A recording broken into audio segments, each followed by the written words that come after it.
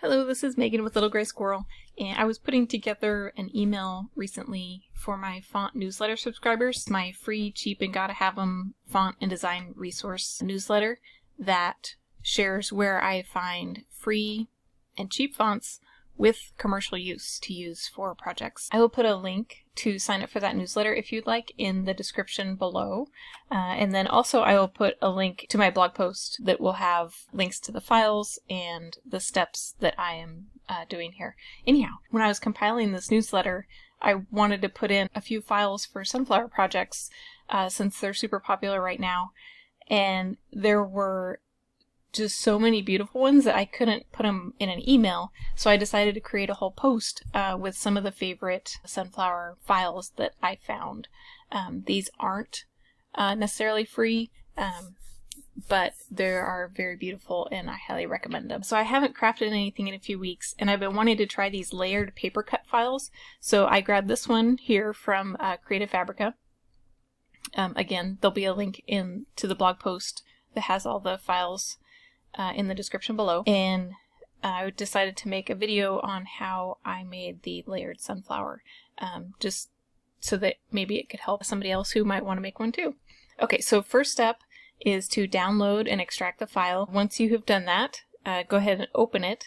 So I have the file here open, and this is what it looks like, and I can show you what I've done so far. So I made the original file a little bit smaller, and then I decided to make two, so I'm going to make one a little bit larger and then one a little bit smaller. And then these red rectangles are the size of the papers that I've chosen, the color of cardstock that I have. And then I separated the files so that they'll cut using the paper that I have. When you open one of these, you want to leave one of these assembled so that you can refer to it later, and just right click and duplicate. That'll take a second here. And then right click and ungroup, and it will separate all the layers like they have here. So this black is actually the brown. I changed it a different color, and it's in two pieces. So there's two pieces for this layer. The yellow is in one, the orange is one, and then I have the orange background is another one, and then this center is also in two pieces. So I just pulled them separate. So now I have them sized, I have them grouped by color, I have this color paper on my mat. I loaded the mat in the machine. I'm going to go to send,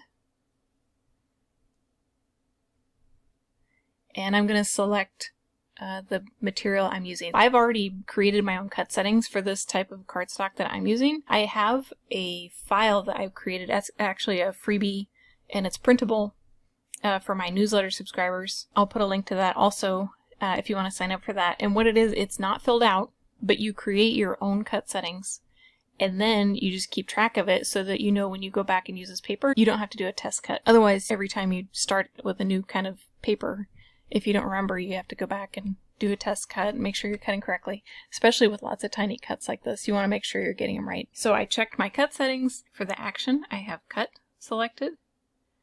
I have my ratchet blade selected because that's what I'm using in my Cameo 4. I used the adapter so that I can use my ratchet blade. I have the line set to cut. And then my special cuttings for the cardstock that I'm using is a blade 6, the force of 33, speed of 3, 1 pass, and I have the overcut selected. This is important when you are cutting paper because it helps the machine to cut it. It'll lift up at the corners instead of turning and possibly tearing. And then I'm using tool 1 in my Cameo 4. So now I can go ahead and send.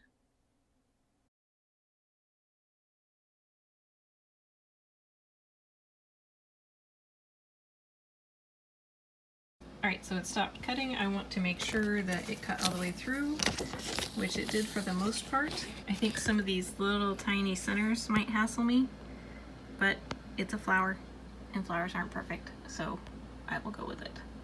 Okay, so I'll unload this and cut the next part.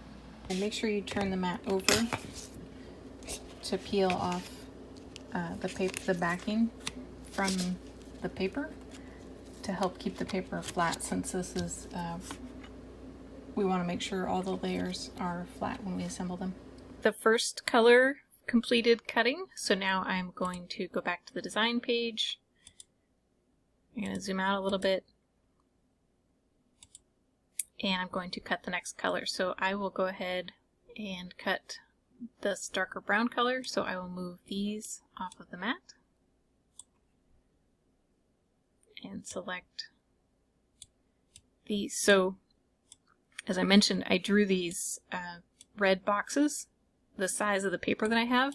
So I am going to place one in this upper corner, and I will zoom in here.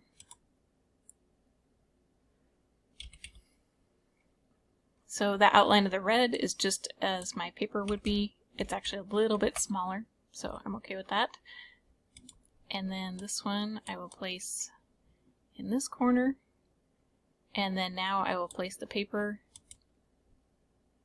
just where I have it. One piece in the upper right hand corner and one piece in the upper left hand corner of my mat. Just like on the screen. Okay, now I will load the mat and cut these as well.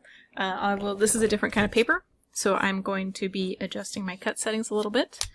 Okay, so I reduced the blade on this one to a 5. I'm going to leave the force at 33, single pass, line segment overcut on, and a speed, I'm going to increase this to a 4.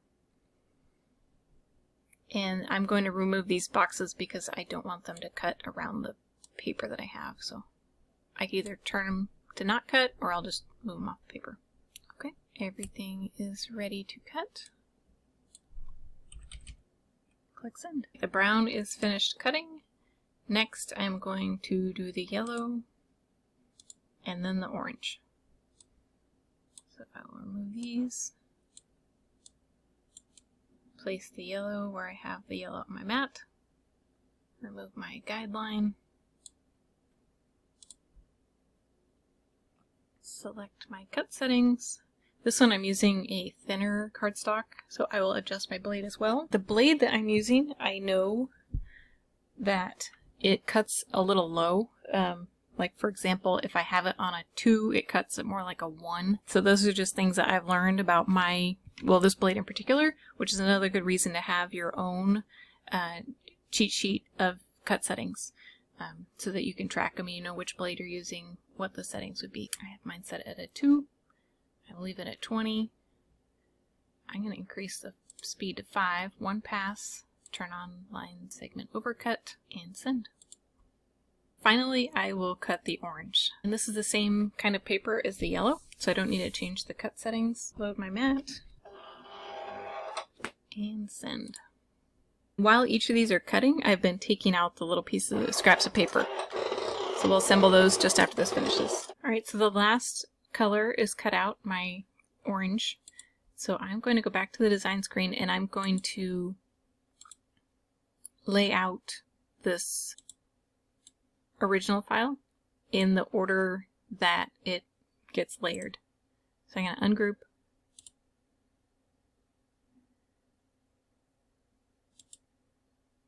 and then pull these off to the side. So the first one is this dark one, or I should say last, so that one will be on top. And then next, zoom in.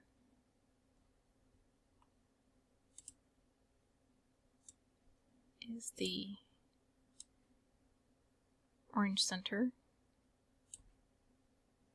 then the yellow, the dark orange, and then the base.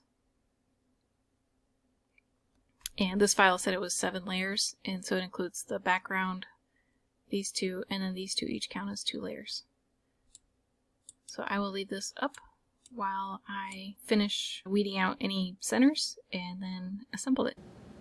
So all my pieces of paper are cut out for my layered sunflower, and then I have some of the other supplies that I may or may not use to take the little pieces of paper out. If for some reason your machine doesn't cut all the way through, send it again, because especially as small as I made these were really difficult to remove. I ended up using my pick I usually use for weeding. I use my Silhouette pick-me-up tool a little bit, and then I have these really fine tweezers that were helpful, and I would just push the little piece through to the back and then tear it off. If you tear them off from the front, it might tear the paper off, especially if you didn't use a solid core paper like I did. Okay, so some of the adhesives that you might want to use when assembling one of these layered paper SVG cut files. You could use just a clear tacky glue or a glue stick, but then it would just be all layered and pretty flat. If you want to give some dimension to the finished product, then you'll want to find some foam double-sided. This one I got from Dollar Tree. It was like a set of 3 in different sizes. Since the cuts in this file are really small, I don't know if this would work very well. You'd have to cut really tiny strips. But I'm gonna try to use some on the bottom layer since it has more surface area. And then I'm gonna switch to probably the tacky glue. You can also use a double-sided tape or like a tape runner. When you cut out your paper, you want to pay attention to the direction that the paper is and the file on the screen. If you want to cut a piece in reverse, because maybe that type of paper cuts better, you'll want to make sure you flip this design on the screen so that when you stack it up, it will work properly.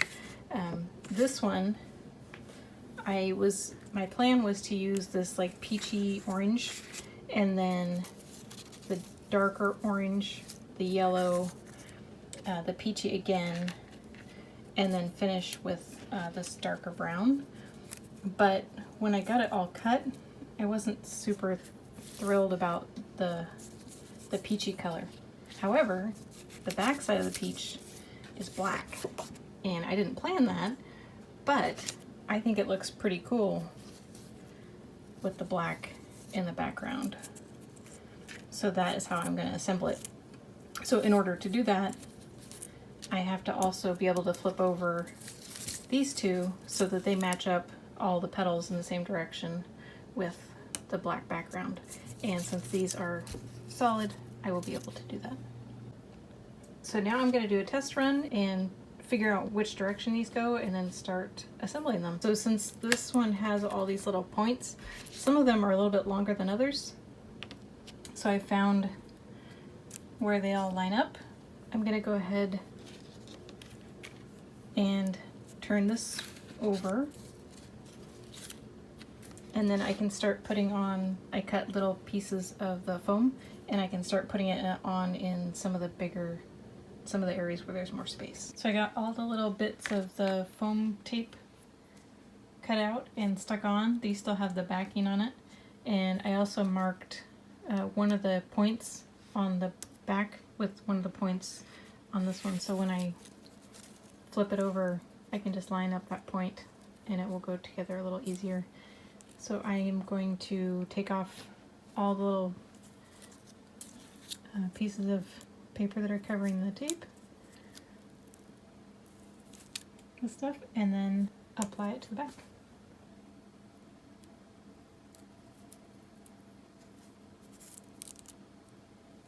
So here is the first layer put on. I think I did okay, but I can't see the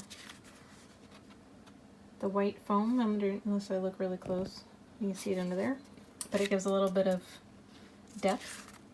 And then for now, this yellow one, I wouldn't even want to try to put something that thin, at least not with what I have.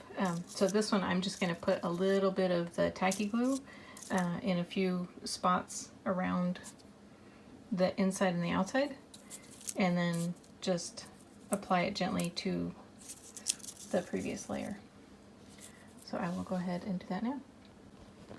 When you're applying your adhesive, you always want to make sure you're applying it to the smaller side that it's going on. For example, I don't want to put the adhesive on the orange because it might not be covered by the top layer, the top yellow layer. So you want to make sure that I'm putting this on the back of the yellow layer, and then it will be all hidden again when I layer it. So now I'm just going to start putting little bits of glue just around the edge of the sunflower on the inner and outer circle.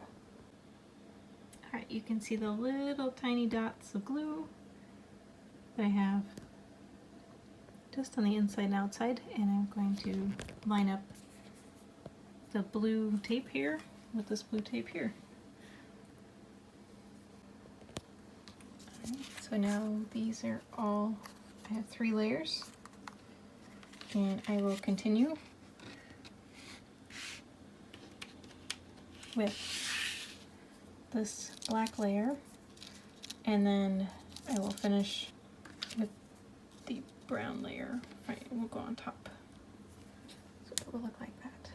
So the smaller these circles, they actually do overlap just a little bit. So you'll just want to rotate until you find where they actually overlap, and then you'll just want to use a little bit of glue to tack that in place, and then glue it on the circle, and then the same with this one.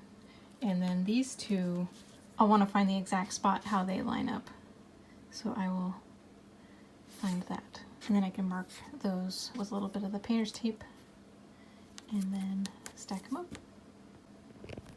Okay, so I have a little bit of glue just around every point, and I have matched this up already. I put a little bit of glue on the back of the center. I'm going to place it on top of this one, like that, and then now I have this piece I can line up, and I will put some glue on the back of this one on the peach color here. Just a tiny bit.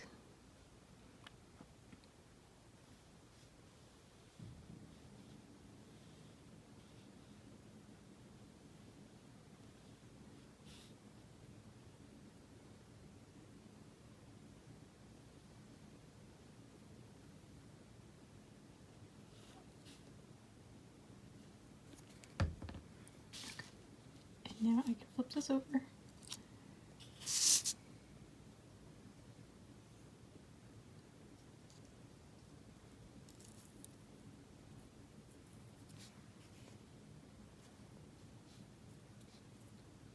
Gently press it in place, and there is my 7-layer sunflower.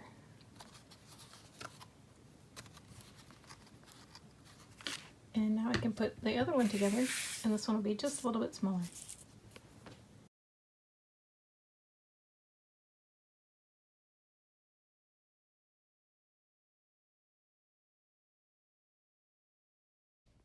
Thanks for watching. Please subscribe for more videos where we have fun and make stuff. Also, follow Little Gray Squirrel on Pinterest and on Facebook, Instagram, and Twitter to see what's new.